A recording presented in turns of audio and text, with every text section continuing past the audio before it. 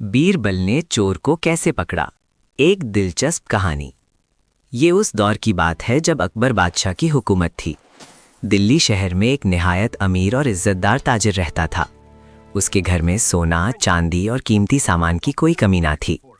उसके साथ कई नौकर भी काम करते थे जो उसके घर की देखभाल करते थे।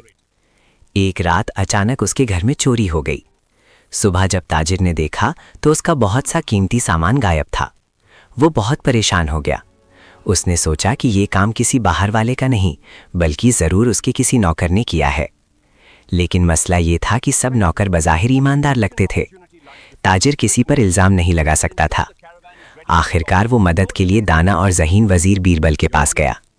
बीरबल ने सुकून से सारी बात सुनी और कहा, फिक्र ना करो, मैं चोर को पकड़ लूँगा। अगले दिन बीरबल ताजिर के घर पहुंचा और तमाम नौकरों को एक जगह जमा किया। उसने सबसे पूछा, तुम में से किसने चोरी की है, सच सच बता दो।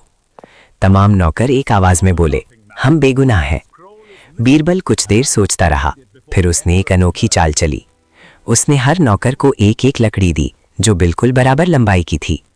फिर उसने कहा, ये जादुई लकड़ियां हैं, जो चोर होगा उसकी लकड़ी कल सुबह तक 2 इंच लंबी हो जाएगी।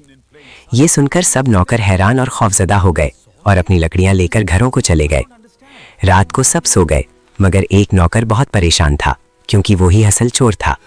वो सोचने लगा, अगर मेरी लकड़ी लंबी हो गई तो मैं पकड़ा जाऊंगा। इसी खौफ में उसने अपनी लकड़ी को 2 इंच काट दिया। अगले दिन सब नौकर अपनी लकड़ियां लेकर बीरबल के पास आए। बीरबल ने एक एक लकड़ी को गौर से देखा। फिर वो मुस्कुराया और एक नौकर की तरफ इशारा करते हुए बोला, यही चोर है। वो नौकर घबरा गया और फौरन अपनी गलती मान ली। ताजिर हैरान रह गया और बोला, बीरबल, आपने ये कैसे मालूम किया? बीरबल ने मुस्कुराकर जवाब दिया, लकड़ियां जादुई नहीं थीं, असल में चोर अपने डर की वजह से खुद ही पकड़ा गया। ताजिर ने बीरबल का शुक्रिया अदा किया और उसकी दानाई की तारीफ की। सबक, सच हमेशा जीतता है और झूठ आखिरकार खुद ही बेनकाब हो जाता है।